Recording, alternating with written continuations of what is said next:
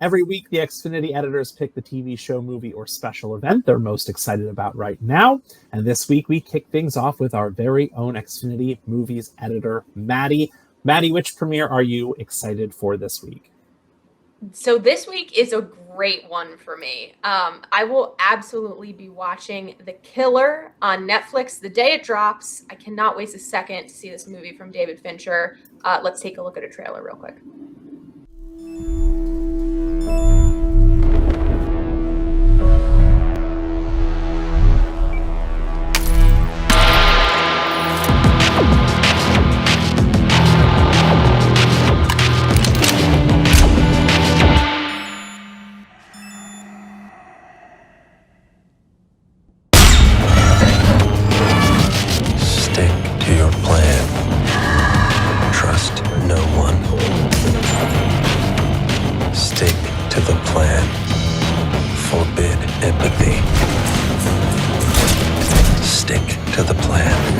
Anticipate, don't improvise.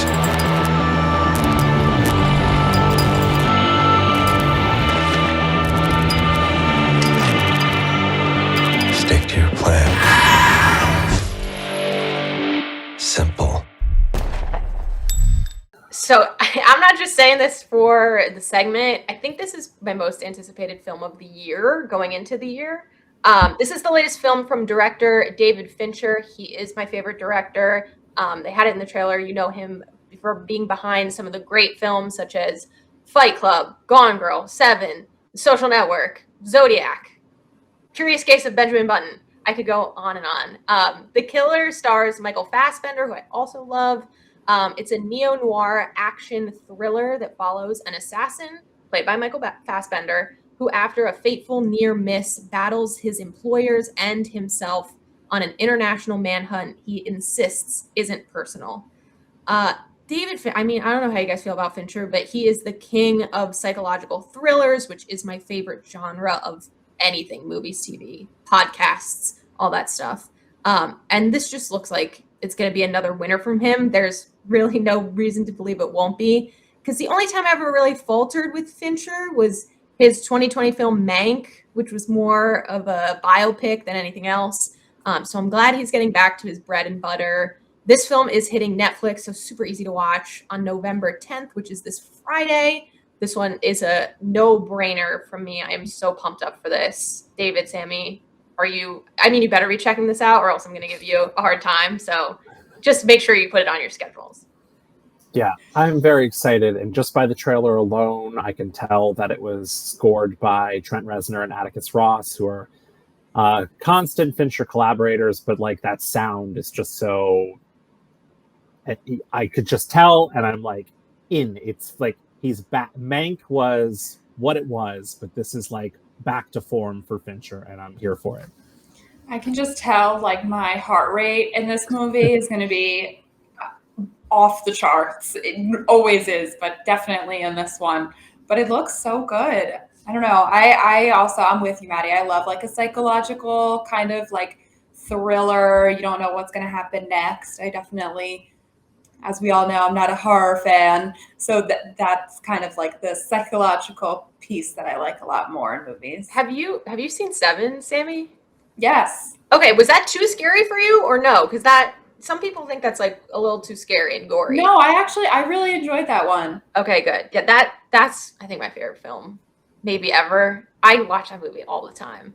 And this feels like it's just his style is so recognizable. I'm pumped. I'm really pumped up for this one. This is me fangirling a little bit over David Fincher. We must have a fangirl team name. Finchies. Finchies. I hope that doesn't mean anything. Let me just workshop that off camera. Yeah, go immediately to like Urban Dictionary and type that in and see if it has double meaning. This is a great pick, Maddie. Thanks. Sammy, what is the premiere you are most excited about this week? Oh, I am so excited to talk about this movie. My pick for this week is Bottoms, which hits streaming this week on Prime Video, November 7th.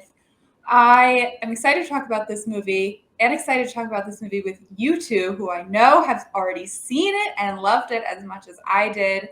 I will preface we cannot play the trailer because it's a bit NSFW, but I will take you through the plot and do my best. From the incredible director that is Emma Siegelman, who is both Jewish and gay, my favorite combination, comes Bottoms, a high school comedy that is better than any I think I've seen in a very long time. It follows two very socially unpopular best friends who start a self-defense guised fight club in an attempt to get closer to the popular girls that they have crushes on. Lots of fight club talk today in this segment. It stars a few faces that you may have seen before, including Rachel Sennett, who is in Shiva Baby or The Idol, or How I Came to Love Her, which was her TikTok. Ayo Edebiri from The Bear, Kaya Gerber, model and daughter of Cindy Crawford, and Marshawn Lynch, former NFL player and hero of this movie. I'll let you guys talk first because I could go on for many, many minutes about my love of this movie. Go for it, Maddie. I mean, I think so.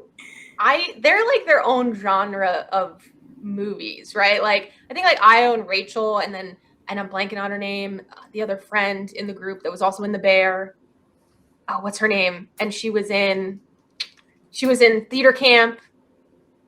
Anyway, they're like the three best friends, and Io and Rachel are like my De Niro and Pacino. I need them to work together always. And this movie is unbelievably funny. I learned about Rachel Sennett through Shiva Baby, and I have been watching anything she's done ever since then. So the big studio comedies don't really do it for me anymore, but this is an example where they like hand over the reins to like fresh young talent and they run away with it and do such a fantastic job. So I'm totally with you, Sammy. This is maybe my favorite comedy movie of the year. Actually, certainly my favorite comedy movie of the year, and one of the better ones I've seen in the past few years. Yeah, I couldn't agree more, and I agree with you in terms of big studio comedies. I'm so picky with comedy, but independent comedies is where it's at, and this is very funny. I will say something that I didn't realize, because I think I had seen a trailer, but I avoided watching subsequent trailers because I really always try to go in pretty fresh. And something I didn't expect was just how much of a satire of high school this is. Like, if you think that this is just a normal high school coming of age story that's very funny and kind of outrageous, it's not. It's that, but it's also like a not another teen movie level satire of being in high school. And my first indication of that was the first scene in the classroom. There is a student in a cage back in the corner that they don't explain at all, and it comes into play later, but you're just like, is that a cage? And like, it's so outrageous. So if you go in knowing that this is like heightened satire, like you can set yourself up for just embracing how ridiculous it is at times. I echo all the sentiments about the cast, about Rachel, Ao. Am I saying that right? You know what? Yeah. I'm deferring to fellow Xfinity editor Nicole, who interviewed her, and I believe she said it was Io. So I'm gonna go. Well, if we're wrong, you gotta blame Nicole. Next episode. Io is having a year so far, aside from this and being the voice of April O'Neil in the new Ninja Turtles movie. It's like she's everywhere. Marshawn Lynch. Man, this dude is funny. If you haven't seen Murderville on Netflix and seen his episodes of that, he's just such a natural, and also like has a way of like being funny, but also bringing some heart in this movie. He's just fantastic. Do you think if he never said, "I'm just here so I don't get fined," that he would have this thriving comedy career? Because I feel like that was such a meme and really set off like us knowing that he is this like has this comedic bone. I think that did pave the way for all of these like endeavors for him, and I'm thrilled about it. 100%. And he's just naturally funny. I mean, Murderville is all improv, and he was so funny in that. Worth pointing out. Oh, sorry. Go ahead, Sammy. Oh, I was just going to say, to that point, I later learned that he improv'd a majority of his lines in this movie as well. And there's actually a fantastic post-credit blooper reel that absolutely you have to stay in the theater or in your home to keep watching. Don't turn off when the credits come on. And he has some really excellent bloopers and lines that didn't make it to the movie. The last thing I'll point out is the actor whose name I cannot recall in the bottom left here, the football player, played the prince in Red, White, and Royal Blue, the Prime Video movie that we talked about a couple of months ago, and you just will not believe it's the same guy. He's range. That's called range. He's fantastic. It's just kind of this, weaselly crybaby football player. It's just everything about it.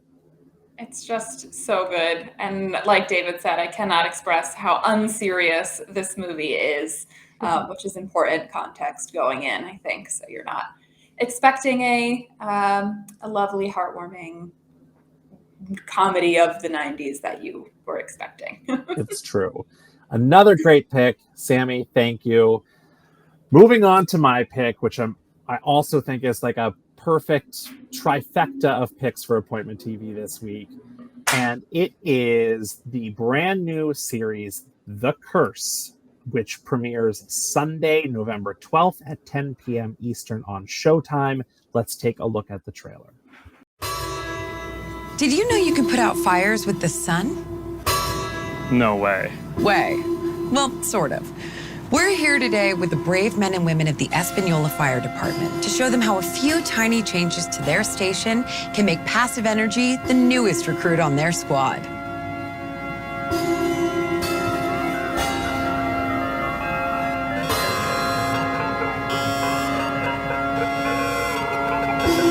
Good?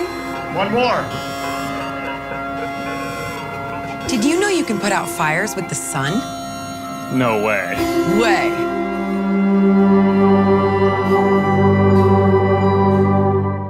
Created by Nathan Fielder and Benny Safdie, The Curse follows a married couple played by Fielder and Oscar winner Emma Stone, who host an eco-friendly HGTV home renovation show called Flipanthropy. I knew I wasn't going to be able to say it. Flipanthropy. But their wedded bliss comes to a crashing halt when they are struck by an alleged curse that promises to disrupt the relationship. For me, the talent here speaks for itself. Nathan Fielder and Benny Safdie are two of the weirdest, most creative minds in Hollywood today. Nathan, of course, created and starred in the series Nathan for You and The Rehearsal, which many of us are or were obsessed with last year. He also produces How To with John Wilson, which a bunch of us are also obsessed with. Benny Safdie and his brother Josh wrote and co-directed Uncut Gems, and also co-directed one of my personal favorites, Good Time. And then you have both of them acting alongside the always incredible and hilarious Emma Stone in a 30-minute comedy on Showtime. It's just a recipe for good TV. And I've been looking forward to this one for probably a year since they announced that it was coming. It's been pushed around a bit because of the strikes, but it's finally coming and I can't wait. I cannot agree more, David. I will watch anything Nathan Fielder or the Safdie brothers do. I think they're geniuses. Nathan for You, maybe my favorite comedy show of all time. I reference it constantly in life. But what I'm so excited about in this show specifically is Emma Stone just like zagging and doing something totally different. I think I Googled this the other day. I didn't realize she's only 34 or 35. She's very young. She's potentially on her way to winning another Best Actress Oscar in her most recent film. She's already won one. And she's basically like, doesn't get enough credit for being the actress, I think, of our generation. Like critically, she just do everything. And all of a sudden she decides to sign up for this like wacky, ridiculous show with Nathan Fielder. So I love this choice from her. She is kooky. So I think it's going to work really well. And I am totally on board. And I love a Sunday HBO slot. So easy to tune into. Or it's Showtime, correct? Yeah. Is it? Yeah. Showtime, excuse me. Well, there you go. I'll watch. That's my HBO slot is now on Showtime. I'm pumped up for this one. Yeah. I mean, it's hard to believe. I mean, looking back at the actress from Easy A and Superbad,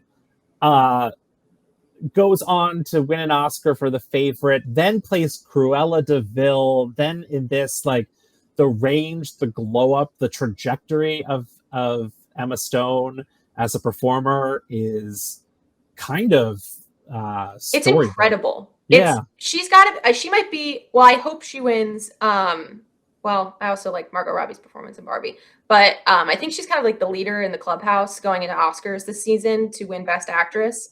And she's so young. She might be one of the youngest to win 2 Oscars. So again, I just love that she's doing a wacky show like this with a resume like that.